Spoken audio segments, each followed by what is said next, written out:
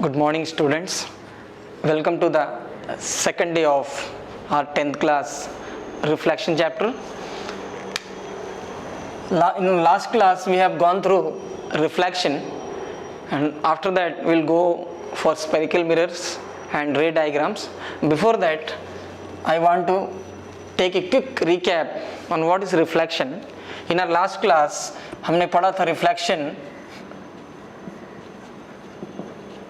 is the bouncing back, B-O-U-N, bouncing back of light by any object. When light is falling, जब प्रकाश किसी वस्तु पे गिरता है वो वस्तु उसको वापस कर देता है. तो बाउंसिंग बैक या वापस आने का जो प्रोसेस है उसको हम बोलते हैं रिफ्लेक्शन. और this is the reason, because of reflection only we can see objects. इसमें दो लॉ थे. First one was the incident ray, reflected ray and normal was in the same plane. Second था theta I is always equal to theta r. Angle of reflection is always equal to angle of incident. So this was the reflection of light. Now we will go to straight away types of reflection. हालांकि ये बहुत important नहीं है आपके lesson में, फिर भी आपको जानना ज़रूरी है कि रिफ्लेक्शन कितने प्रकार के होते हैं. उसमें सबसे पहला आएगा स्पेकुलर रिफ्लेक्शन, या हिंदी में अगर बोलेंगे तो चमकीला परावर्तन. यानी कि जो साइनी सरफेस होते हैं, स्पेशली ग्लासेस, जो शीशा, मैंने दर्पण के बारे में बोला था, मिरर, जो मिरर्स होते हैं ये जो है हमेशा स्पेकुलर रिफ्लेक्शन देते हैं. यानी कि जो रिफ्लेक्शन एकदम क्लियर हो, जिसकी पिक्चर एकदम क्लियर हो, वो स्पेकुलर रिफ्लेक्शन की कैटेगरी में आता है. और ये ज़्यादातर जितने मिरर्स हैं ये देते हैं. लेकिन इसमें एक बात मैं आपको बताना चाहूँगा, 100% रिफ्लेक्शन दुनिया में कोई भी चीज़ नहीं दे सकता. मैक्सिमम रिफ्लेक्शन 95% केवल प्लेन मिरर में है. प्लेन मिरर, इसके अलावा दुनिया की कोई भी चीज़ 95% तक रिफ्लेक्शन नहीं दे सकती. इसके पीछे एक रीजन है दोस्तों. What is the reason? आपको पता है, डू यू नो, लाइट के जो दो फिनोमिनन है, रिफ्लेक्शन एंड दूसरा है रिफ्रैक्शन. अगर आप देखें, परावर्तन और अपवर्तन, ये दो इंसिडेंट्स लाइट में ज़्यादा को देखने को मिलता है और आपको पढ़ना भी है इस लेसन में. रिफ्लेक्शन के बाद will go for refraction. What exactly is this phenomena? Reflection, you know, it's a bouncing back of light from any object. कोई भी ऑब्जेक्ट जब लाइट को बाउंस बैक करता है तो रिफ्लेक्शन होता है, जिसके दो नियम हैं और जिस वजह से हम वस्तुओं को देख पाते हैं. दूसरा refraction. Refraction is bending of light, is bending of light. Light जब एक लाइटर मीडियम से रेयरर मीडियम से डेंसर मीडियम को जाता है, यानी कि जो हल्का मीडियम है, जैसा एयर है, एयर से जब ये वाटर में प्रवेश करता है तो वाटर एयर से ज़्यादा डेंसर है और सॉलिड या ग्लास उससे ज़्यादा डेंसर है. तो जब लाइट एक रेयरर मीडियम से, रेयरर यानी कि हल्का सरल, एक होता है डेंसर यानी कि घना, तो जब लाइट रेयरर मीडियम से डेंसर मीडियम में एंटर करता है तो वो अपना नॉर्मल का तरफ बेंड हो जाता है. तो ये बेंडिंग पैटर्न को हम बोलते हैं रिफ्रैक्शन. यहाँ पे मेरा रिफ्रैक्शन तो हम अगले टॉपिक में पढ़ ही रहे हैं डिटेल में. उससे पहले, before that, why even plane mirror reflect only 90%? ये 5% कहाँ जाता है, ये बहुत ज़रूरी है आपको जानना. रिफ्लेक्शन और रिफ्रैक्शन दोनों एक साथ होते हैं, है ना मज़ेदार बात. लेकिन हमको अलग अलग पढ़ाया जाता है. मैंने भी अलग अलग ही पढ़ा था. इसको जानने से पहले मैं एक छोटा सा डायग्राम बना के आपको दिखाना चाहता हूँ. You see a mirror, suppose this is a mirror, plane mirror की बात कर रहा हूँ. आप देखेंगे every mirror has some level of thickness, उसमें एक मोटाई होता है. ग्लास अगर आप देखेंगे तो अगर ये मिरर है इसके तरफ में पेंट है, ये शाइनी है और ये जो है रफ है। तो ये जो एक रफ साइड है ये थिकनेस के पीछे होता है।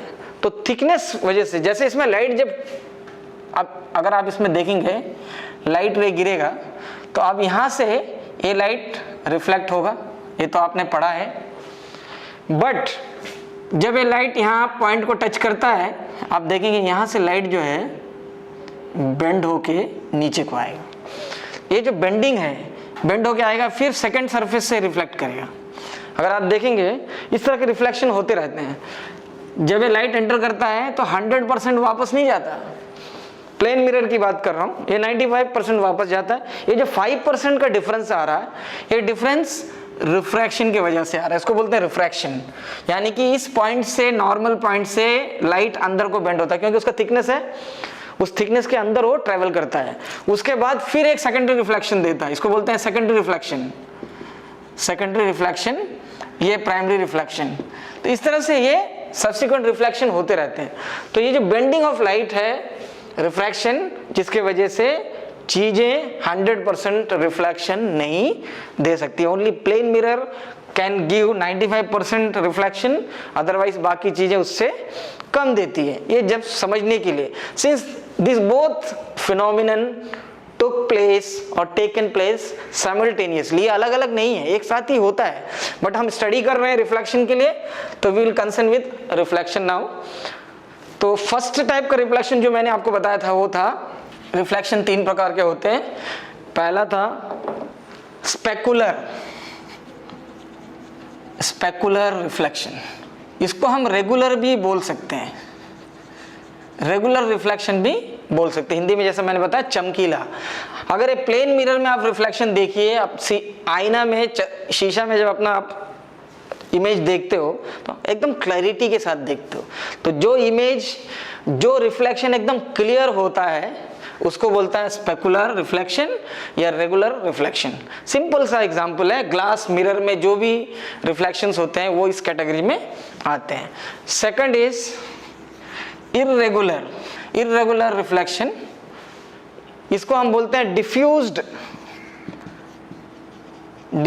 रिफ्लेक्शन। डिफ्यूज का मतलब बिखरा हुआ, हिंदी में बोलते हैं बिखर जाना। कोई चीज जब बिखर जाता है, बिखरना, उसको बोलते हैं डिफ्यूजन।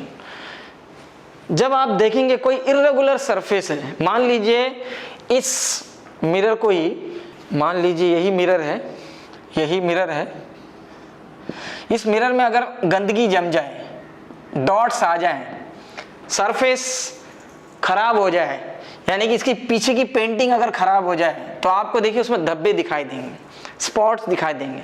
तो जब लाइट इस पे गिरेगा तो ये जो रिफ्लेक्शन होगा ये क्लियर नहीं होगा। इसके अलावा और भी नॉन शाइनी ऑब्जेक्ट्स,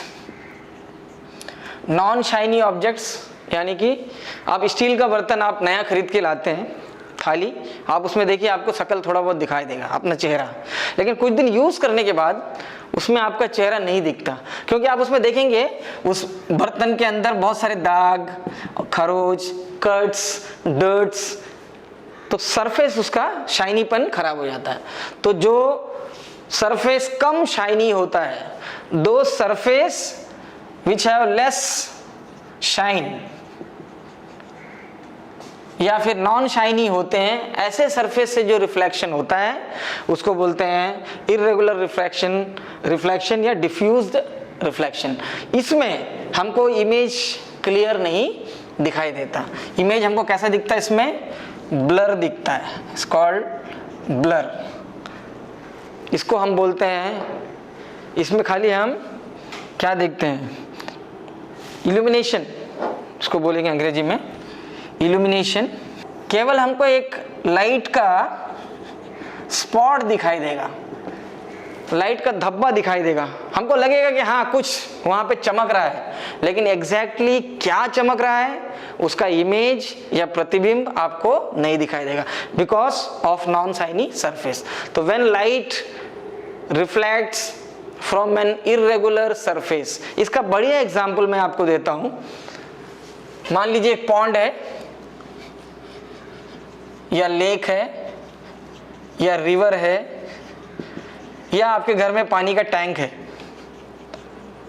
जब इसमें पानी जो है स्टिल मोड में होता है, स्टिल मोड मतलब बिना डिस्टर्ब किए, तो आप उसमें देखेंगे कि आपको आसपास के पेड़, ट्री या बर्ड्स, ये सारा का इमेज दिखाई देगा। तो उसको बोलते हैं रेगुलर, क्योंकि पानी स्टिल है, क्लियर है, बिना डिस्टर्ब किए हुए, तो आपको उसका पिक्चर का रिफ्लेक्शन क्लियर दिख रहा है। स्पेकुलर, लेकिन उसको आप थोड़ा सा ऐसा फिंगर डाल के डिस्टर्ब कर दें तो you will see the waves created on the surface of the, इसके ऊपर में आप जैसे फिंगर डालेंगे या डंडा ऐसा डालेंगे या पत्थर डालेंगे तो उसके अंदर वेव्स क्रिएट हो जाएंगे। उस समय जब आप इसका इमेज देखेंगे रिफ्लेक्शन में तो आपको कैसा दिखेगा, उसको ब्लर बोलेंगे, यानी कि मूव करता हुआ, शेक करता हुआ या डिस्टर्ब्ड। तो you can not identify the object which is in blurred image. जो ब्लर इमेज में है या अस्पष्ट है, क्लियर नहीं है, आप आइडेंटिफाई नहीं कर सकते। इसी को बोलते हैं इल्यूमिनेशन। तो हमको चीज चमकता हुआ दिखाई देगा, हमको लगेगा something is there, but you cannot identify the exact image of the object when this is in irregular reflection, or it is called diffuse reflection. We'll come to go to number 3. We'll go to number 3, that is multiple reflection. That is multiple reflection. Third one is multiple reflection.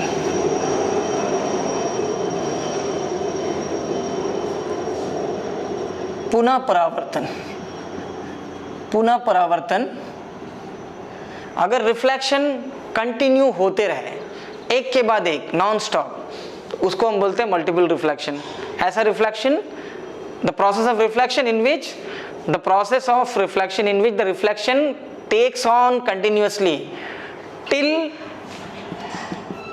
the intensity of the light goes, यानी कि ये reflection तब तक continue रहेगा जब तक light का intensity या उसका जो तीव्रता है वो बनी रहेगा। मीन्स सबसे बड़ी एग्जांपल है बार्बर शॉप।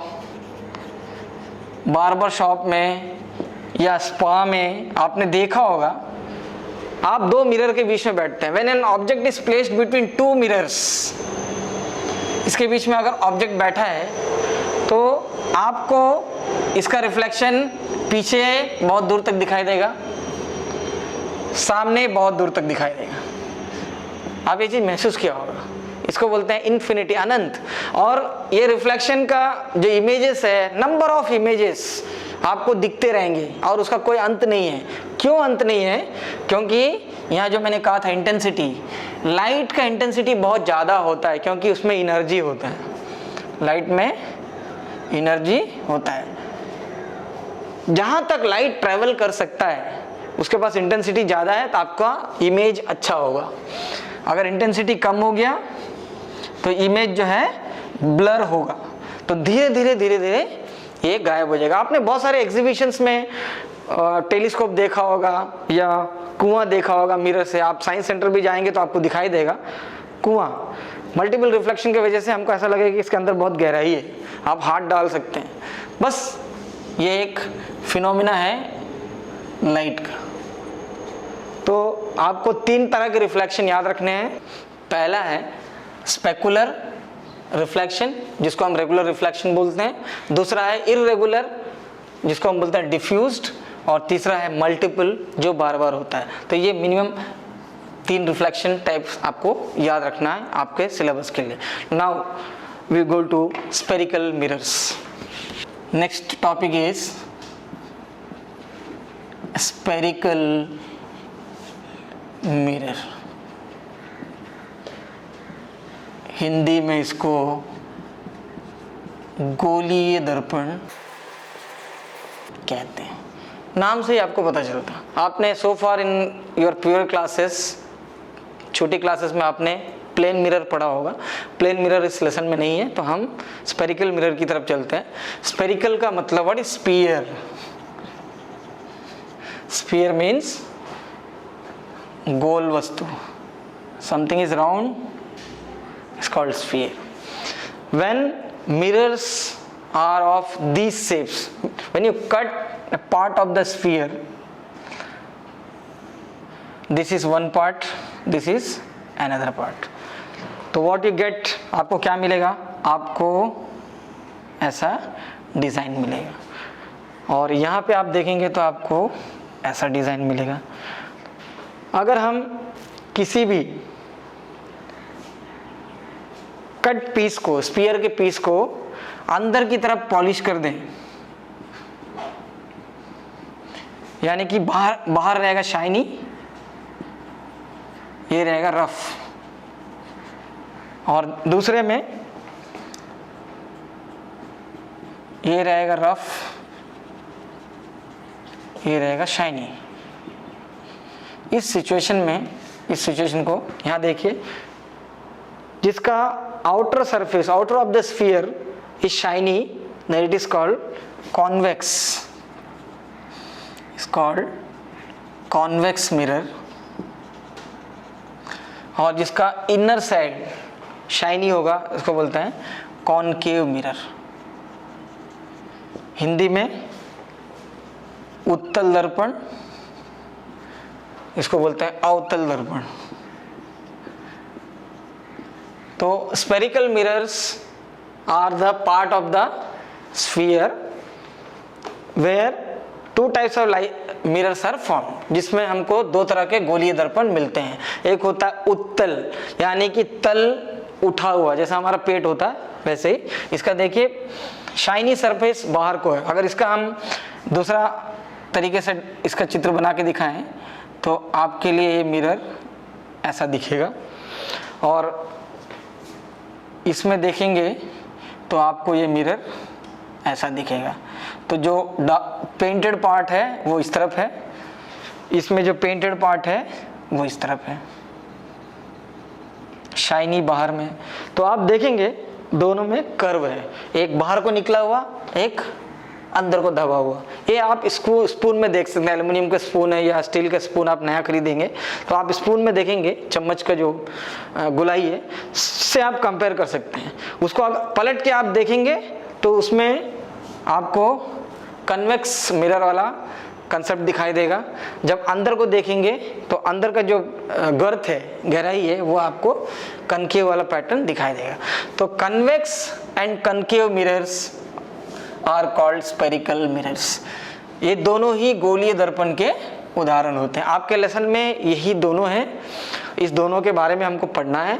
और इसमें कितने प्रकार के इमेजेस बन सकते हैं डिफरेंट पोजीशन पे, और इसका मिरर फॉर्मूला क्या है, हम सवाल कैसे हल कर सकते हैं, यही इस लेसन में हमको देखना है। तो अभी हम चलते हैं रे डायग्राम पे। आपने देख लिया जस्ट एग्जाम्पल के लिए कन्वेक्स मिरर और कनकेव मिरर, किस तरह से ये स्फीयर के हिस्से हो सकते हैं, या आप इसको डायरेक्ट भी आधा कर दें तो कोई दिक्कत नहीं है। अगर आप इसको फुल आधा कर देंगे तो भी, मैंने तो आपको समझाने के लिए एक पार्ट दिखाया, अगर आप इसको हाफ कर दें तो एक हाफ अंदर को शाइनी होगा, एक हाफ बाहर को शाइनी होगा।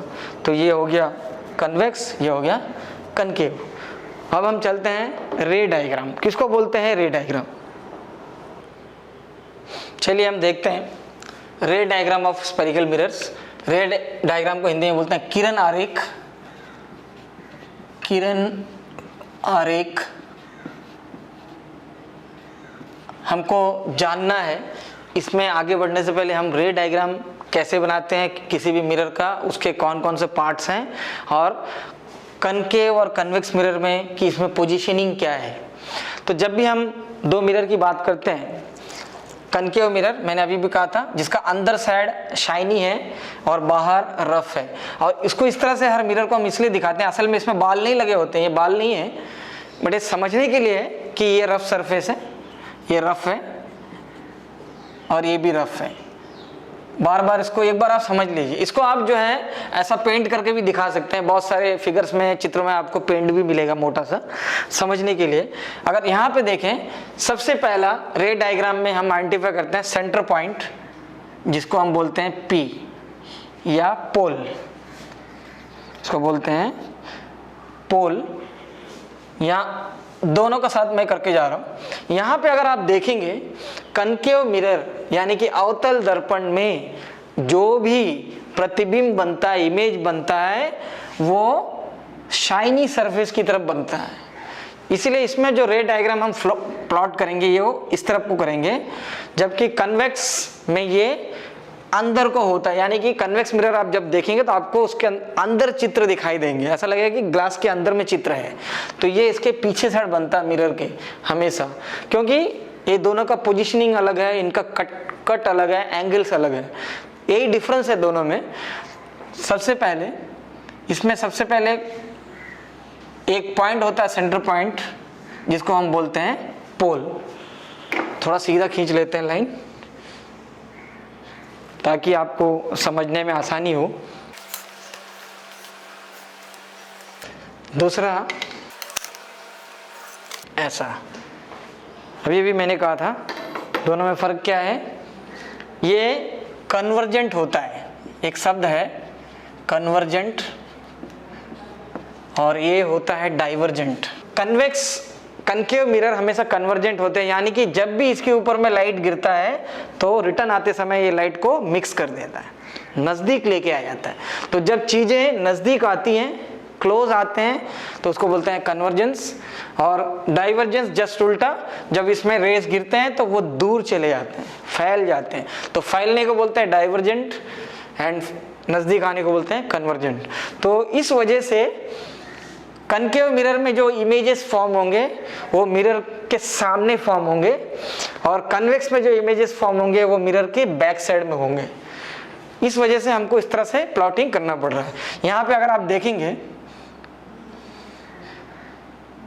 दिस इज कॉल्ड पोल,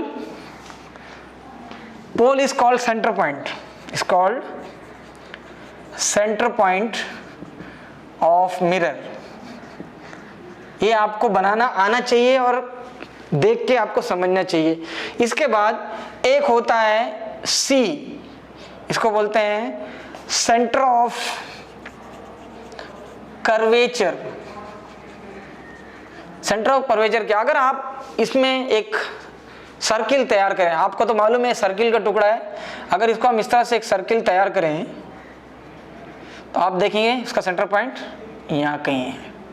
तो एक सर्किल का जो सेंटर पॉइंट होता है वही मिरर का सेंटर ऑफ कर्वेचर होता है। इस तरह से अगर हम एक सर्किल ड्रॉ करते हैं तो इसमें जो सेंटर पॉइंट होगा इसी को हम बोलेंगे सी, बैक साइड में, यहाँ पे, यहाँ। तो ये इमेजिनरी सर्किल है, क्योंकि ये सर्किल का हिस्सा है, ये भी एक सर्किल का हिस्सा है। इस सिचुएशन में इसको हम बोलेंगे सेंटर ऑफ कर्वेचर जो सी। अभी देखेंगे सेंटर ऑफ कर्वेचर से P का जो डिस्टेंस होता है, ये जो डिस्टेंस है, दिस डिस्टेंस, मैथ्स में आपने पढ़ा होगा, क्या बोलते हैं इसको, इसको बोलते हैं radius, it's called radius of curvature. This distance is called radius of curvature. ये सारी पोजीशन आपको अच्छे से समझना है, तभी you can go for image formation, otherwise you can't. उसके बाद आता है फोकल पॉइंट। एक वर्ड है फोकस, या इसको बोलते हैं प्रिंसिपल फोकस, प्रिंसिपल फोकस। और एक होता है प्रिंसिपल एक्सिस, प्रिंसिपल एक्सिस। सबसे पहले ये समझना है, ये जो लाइन हमने पहले खींचा था, this line from pole to infinite, C को टच करते हुए जो लाइन हमने खींचा है, this is called principal axis. यहां में भी वही है, ये प्रिंसिपल एक्सिस है, प्रिंसिपल एक्सिस। उसके बाद आप देखेंगे फोकस, आर के बीच में एक फोकस होता है, यानी कि फोकस का मतलब ये देखिए C और P के बीच में एक पॉइंट होगा जिसको हम बोलेंगे फोकस। यहाँ पे एक पॉइंट होगा, इसको हम बोलेंगे फोकस। फोकस यानी कि जिस जगह पे प्रतिबिंब बनता है मोस्टली, यानी कि जिस जगह पे रेस आपस में इंटरसेक्ट होते हैं। जब इस पे कोई लाइट गिरता है, अगर इस पे बहुत सारे लाइट गिरेंगे तो जब वापस आएगा तो फोकस से कटते हुए आएगा, फोकस से कटते हुए जाएगा। तो फोकस एक ऐसा पॉइंट होता है जहां पे all the reflected rays are intersect each other. जब आगे हम करेंगे तो आपको समझ में आएगा। इसी तरह यहाँ भी ये फोकल पॉइंट, इसको बोलते हैं प्रिंसिपल फोकस। और सबसे खासियत है, इसको कैपिटल F में हम लिखते हैं। उसके बाद बच जाता है एक बहुत इंपॉर्टेंट चीज, उसको बोलते हैं focal point, called focal point. इसको हम स्मॉल f में लिखते हैं, अंग्रेजी के स्मॉल f फोकल पॉइंट, और फोकस को हम कैपिटल F। फोकल पॉइंट अगर देखेंगे यहां से यहां का दूरी, देखिए बहुत मजेदार चीज है। Focus is r/2। अगर हम फोकस की बात करते हैं, फोकस होता है r/2 और फोकल लेंथ होगा तो इसके बीच का दूरी, ये जो डिस्टेंस है, this distance is called focal length. This distance is called focal length. यहां से यहां का दूरी को बोलेंगे फोकल लेंथ। इसका मतलब एक आर में कितने फोकल लेंथ हो गए? एक आर में 1 2 3 4, यानी कि एक फोकस में 2 फोकल लेंथ। तो हमेशा फोकल लेंथ 2 फोकस के बराबर होता है। इसमें सवाल है, आगे हम जाके करेंगे।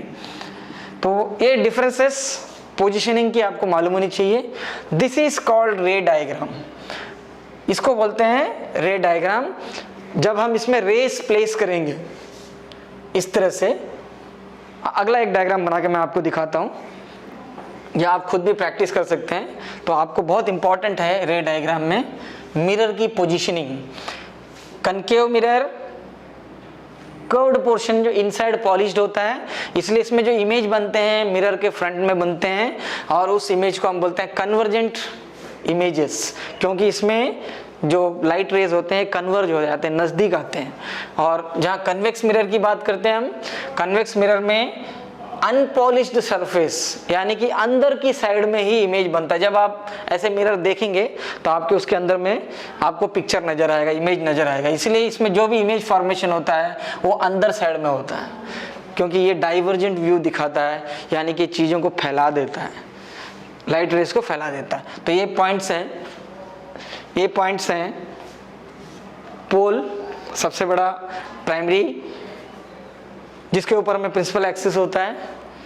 It is the centre of the reflecting point. किसी भी मिरर का सेंटर होता है, सेंटर मान के चलते हैं इसको।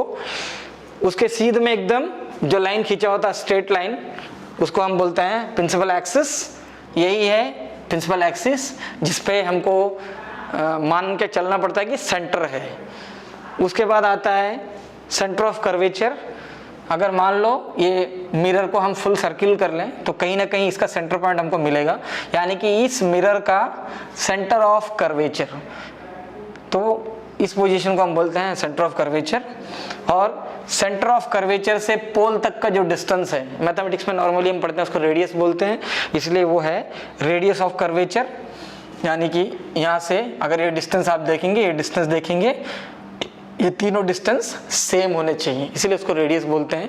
उसके बाद आता है फोकस। फोकस बहुत इंपॉर्टेंट चीज़ है। जो रेज इसमें गिरते हैं मिरर में, वो वापस टकराते हैं, रिफ्लेक्शन। क्योंकि मिरर का काम क्या है, मिरर कौन सा फंक्शन पे काम करता है? रिफ्लेक्शन पे। बार बार इसको आपको याद करना पड़ेगा।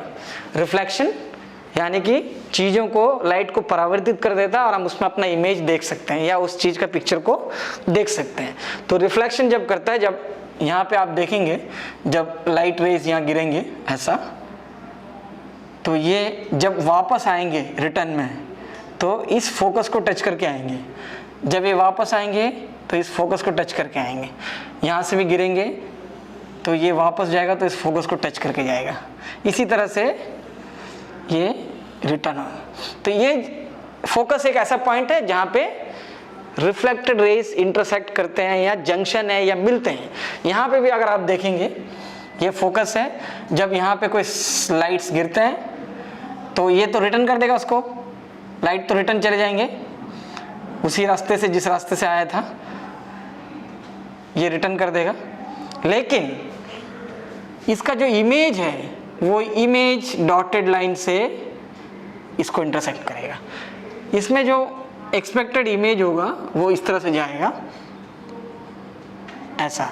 तो इससे देखेंगे आप इस लाइन का रिफ्लेक्शन तो यहाँ हो गया रे का, बट उसका जो इमेज फॉर्मेशन है वो इस पॉइंट पे आएगा, यानी कि मिरर के बैक साइड में, क्योंकि ये डाइवर्जेंट मिरर होता है और इसलिए हम इसको मिरर के पीछे कैलकुलेट करते हैं।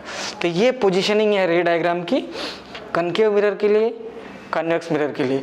इसके लिए बहुत ज़रूरी चीज़ें हैं, प्रिंसिपल एक्सिस, इसमें पोल होता है, प्रिंसिपल फोकस जो C और P के बीच में होता है, C उस एक्सपेक्टेड सर्किल का सेंटर पॉइंट, और स्मॉल f यानी कि फोकल पॉइंट फोकस और पोल के बीच का जो पोजीशन होता है उसको बोलते हैं फोकल पॉइंट। तो ये 4-5 कंपोनेंट्स हैं, 1 2 3 4 5 6, ये जो कंपोनेंट्स हैं आपको याद रखने हैं। रे डायग्राम बनाते समय बार बार हम इस वर्ड को यूज़ करने वाले हैं आगे जब भी हम स्फेरिकल मिरर में और आगे बढ़ते हैं। इसमें मैंने जैसा अभी कहा, इसमें हमको इमेज फॉर्मेशंस पढ़ने हैं, कनकेव मिरर्स कितने किस्म के इमेज बना सकते हैं, कन्वेक्स मिरर कितने प्रकार की इमेज बना सकते हैं। आपने देखा होगा कई बार साइंस सेंटर वगैरह में आप गए होंगे तो आपको इस तरह के मिरर्स वहाँ पे रखे हुए दिखाई देंगे। आप जाके उसमें देखिए कभी, तो आप कैसे महसूस करते हैं। कनकेव मिरर में किसी चीज़ को देखते हैं तो आपको बहुत बड़ा दिखाई देता, आप अपनी नाक को देखेंगे तो आपका नाक इतना बड़ा दिखाई देगा, जबकि आप कन्वेक्स मिरर में देखेंगे तो भारी शरीर होगा तो भी छोटा सा दिखाई देगा।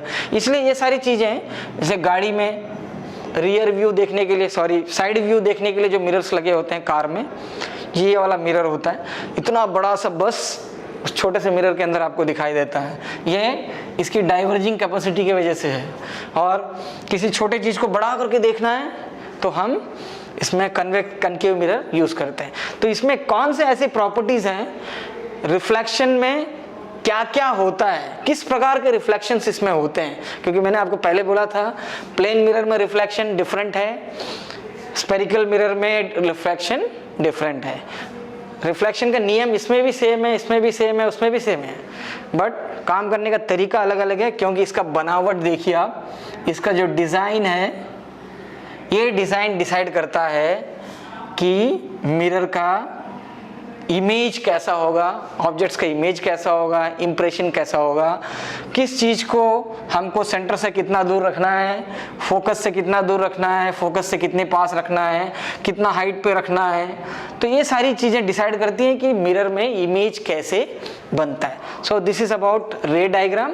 ये ray diagram is nothing but the traces of path.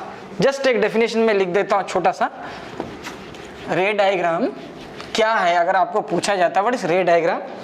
रे diagram is nothing, it traces the path of light or light rays, जो भी है, a person observe। आप किसी भी मिरर में किसी इमेज को ऑब्जर्व करते हैं तो उसके रास्ते कैसे हैं, लाइट कहाँ से जाता है, कितनी दूरी से जा रहा है, कितनी ऊंचाई से जा रहा है, और किस प्रकार का इमेज बन रहा है, ये सारे चीज़ को जो स्टडी करने का एक आउटलाइन है, उस आउटलाइन को हम बोलते हैं रे डायग्राम या किरण आरेख। तो इसको हम स्ट्रेट लाइन, लाइट रे को एरो करके हम दिखाते हैं, आपको पता है, स्ट्रेट लाइन को हम ऐसा करके दिखाते हैं। ये सारे सिंबल्स हैं जिसके वजह से हम ये डायग्राम बना के आपको समझा सकते हैं कि एक्चुअली में जब इमेज बनता है स्फेरिकल मिरर में, चाहे कनकेव हो या कन्वेक्स हो, तो किस तरह से बनता है। और इसमें जो इमेजेस बनते हैं वो वर्चुअल हो सकते हैं, रियल हो सकते हैं, इन्वर्टेड हो सकते हैं, या अपराइट हो सकता है, एनलार्ज हो सकता है, या स्मॉल हो सकता है। ये जो वर्ड्स टर्म्स मैंने अभी यूज किया, देखिए वर्चुअल का मतलब होता है आभासी, नॉट ओरिजिनल। हिंदी में बोलते हैं आभासी, जो हमको आभास होता है। आप प्लेन मिरर में अपना, शीशा में अपना, दर्पण में अपना चेहरा देखते हो, तो जो प्लेन मिरर आपको दिखाता है वो कौन सा पिक्चर है? वो वर्चुअल होता है, वो रियल नहीं होता। और वर्चुअल की हम क्या कर सकते हैं, इंप्रेशन नहीं बना सकते हैं। वर्चुअल जो इमेजेस होते हैं उसके इंप्रेशन नहीं बनते हैं। इसके बारे में आगे डिटेल में कभी मौका मिलेगा तो आपको बताऊंगा। तो वर्चुअल का मतलब होता है आभासी, लगता वैसे ही है। आप प्लेन मिरर में अपने आप को देखते हो तो आपको लगता है आप 100% नहीं, आप राइट दिखा रहे हैं तो वहां से लेफ्ट दिखता होगा, क्योंकि ये उल्टा है। रियल, वास्तविक, जैसा ऑब्जेक्ट है वैसा ही दिखेगा तो रियल। उसके बाद आता है इन्वर्टेड। इन्वर्टेड मतलब सिर नीचे और पांव ऊपर। पिक्चर अगर ऐसा है तो आपको इमेज में उल्टा दिखेगा। अपराइट, करेक्ट दिखेगा। आपने ऐसा रखा है तो आपको इमेज भी ऐसे ही दिखेगा, और इन्वर्टेड में आपको इमेज ऐसा दिखेगा जबकि आप पिक्चर ऐसा रखेंगे। उसके बाद आता है एनलार्ज। आपने ये पेन रखा है तो आपको इस पेन का साइज बड़ा दिखाई देगा, तो साइज बड़ा हो जाए तो उसको बोलते हैं एनलार्ज होना, और साइज वास्तविक से छोटा हो जाए तो उसको बोलते हैं स्मॉल होना। तो ये जो सारे सिचुएशंस हैं ये आपको स्फेरिकल मिरर में देखने को मिलेंगे। प्लेन मिरर में आपको सिमिलर और वर्चुअल मिलता है। आपका साइज भी सेम होता है, छोटा बड़ा नहीं होता है, लेकिन जो इंप्रेशन बनता है